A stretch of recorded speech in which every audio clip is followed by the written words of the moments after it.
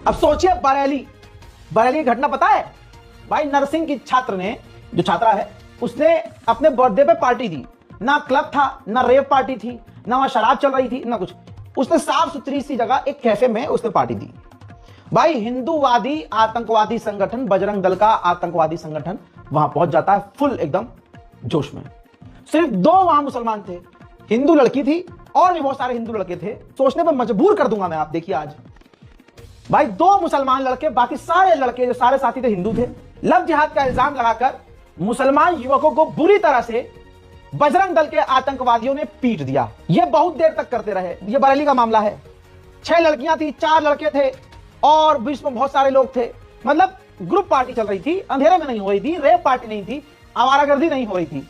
लेकिन इल्जाम लगाया लव जिहाद का और उसमें हिंदूवादी संगठन बजरंग दल ने बुरी तरह से मारा। और सुनिए, पुलिस को बुलाया तो पुलिस ने क्या किया, उल्टा एफआईआर कैफे पे कर लिया और उल्टा जो मुस्लिम जो 2 लड़के थे उन दोनों मुसलमान लड़कों पर कार्रवाई करी है भाई। अब वो लड़की साफ कह रही है कि भाई मेरे साथ तो सिर्फ 2 लड़के थे मेरे ग्रुप में, और भी लोग आए थे उसमें पार्टी में। सुनिए, कल मैं अपने दोस्तों के साथ बर्थडे करने गई थी, 12-13 लोग थे उसमें।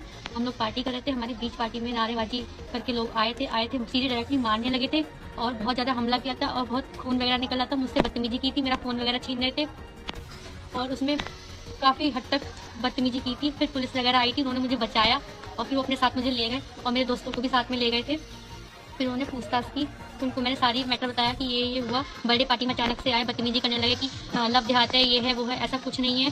अब वहाँ पे मुस्लिम भी थे, हिंदू भी थे, सबसे ज़्यादा यहाँ पे हिंदू लोग थे, सिर्फ 2 ही मुस्लिम थे वहाँ पे और कोई नहीं था। और इन लोगों ने इतना उन लोग को मारा है, साथ वालों को कुछ कहने की नहीं है, उन लोग के हाथ पैर सब तोड़ दिए हैं। मैं चाहती हूँ कि कहते हैं जो भी मेरे ऊपर आरोप लगाए वो सब ठीक नहीं है और जो भी मेरे खिलाफ जो वायरल वीडियोस वगैरह हो रही वो सब गलत है। इन लोगों ने दिखाया ही नहीं है, जिस तरह से एंट्री हुई उसमें जितने लोग थे वो कुछ नहीं दिखाया। इन लोगों ने बात की वीडियो शूट की है जो डाली इंटरनेट पे वायरल हो रही है। मैं चाहती हूँ वो सब गलत है, वो सब हट जाए वहाँ से। अब मैं ये कह रहा हूँ, सोचने में मजबूर कर दूंगा। मैंने कहा ना, जब हिंदूवादी संगठनों ने स्पेशली उन ग्रुप में मौजूद 2 मुसलमानों को पीटना शुरू किया तो उनके ही ग्रुप के जो दूसरे हिंदू लड़के लड़कियां थी, क्या वो बचाने के लिए आए? नदारद कोई नहीं आया। ऐसे ही जब क्लास में 100 लड़के होंगे हिंदू और उनके साथ पढ़ने वाले 2 होंगे मुसलमान और सब दोस्त होंगे बहुत पक्के, लेकिन जब हिंदूवादी आकर उन 2 मुसलमानों को मारेंगे, ये कोई काम नहीं आएगा, आता ही नहीं है। अब वो दौर चला गया। यहां वही तो हुआ।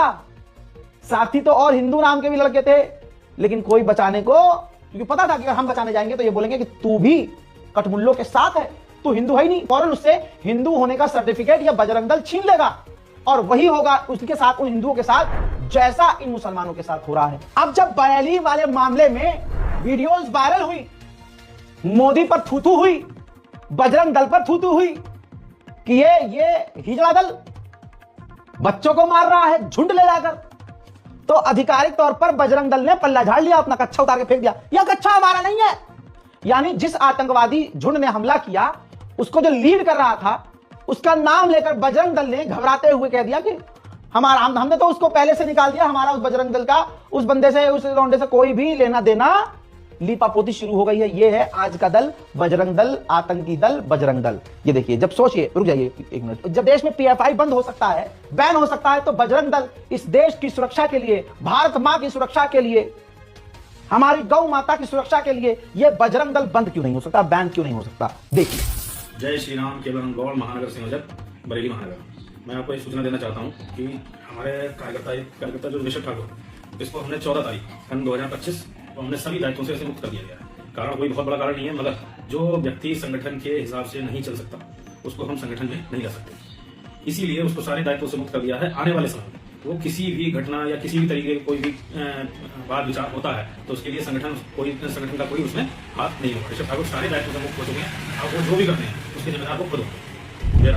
अब दोस्तों, ये मामला खुलकर सामने आ गया था कि बरेली की पुलिस इन आतंकवादियों को बचा रही है, बजरंग दल को बचा रही है। अब ऊपर से मोदी जी ने कह दिया होगा, उस आदमी को निकालो, पार्टी पे नाम आ रहा है तो बजरंग दल बदनाम हो रहा है। तो फौरन इन्होंने क्या किया, पार्टी ने पल्ला झाड़ लिया, बजरंग दल ने, कि भाई वो तो उसका अपना पर्सनल मामला है।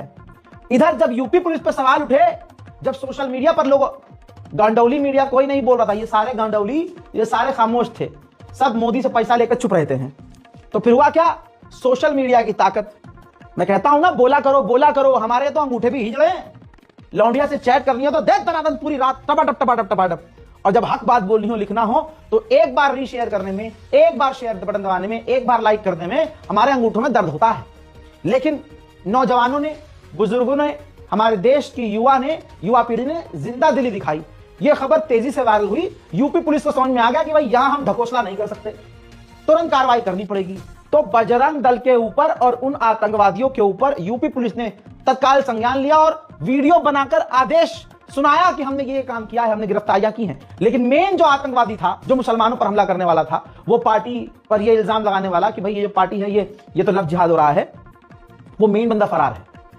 वो और बड़ा नेता बनकर वापस आएगा जब ये मामला ठंडा हो जाएगा, लिख के ले लो। लेकिन आज ये देखिए कि बोलने से होता है, लिखने से होता है। सुनिए। दिनांक 27 दिसंबर 2025 को थाना प्रेम नगर स्थित एक रेस्टोरेंट में मारपीट की सूचना प्राप्त हुई। इस सूचना पर तत्काल पुलिस की टीम मौके पर पहुंची तथा वहां शांति व्यवस्था बनाई गई। इसी प्रकरण में आज थाना प्रेम नगर पे एक तहरीर उपलब्ध कराई गई तहरीर पर थाना हाजा पर मुकदमा अपराध संख्या 532/25 बीएनएस की धारा 333, 115(2), 352, 351(3), 324(4), 131 तथा 191(2) में 2 नामजद तथा अन्य अज्ञात लोगों के विरुद्ध पंजीकृत कराई गई है तथा इस संबंध में थाना स्तर पर आवश्यक वैधानिक कार्रवाई प्रचलित है।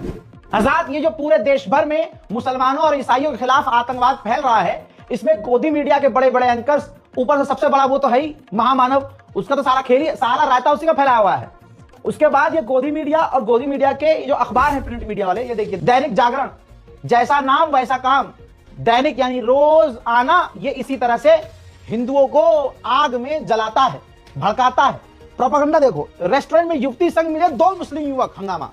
टाइटल ऐसा लिखा दैनिक जागरण ने कि पढ़ने वाला जिसको मामला पता ना, उसे लगे कि अच्छा बताओ, रेस्टोरेंट में लड़की के साथ 2 मुसलमान, एक हिंदू लड़की के साथ 2 मुसलमान लगे पड़े थे। बताओ, यह है दैनिक जागरण।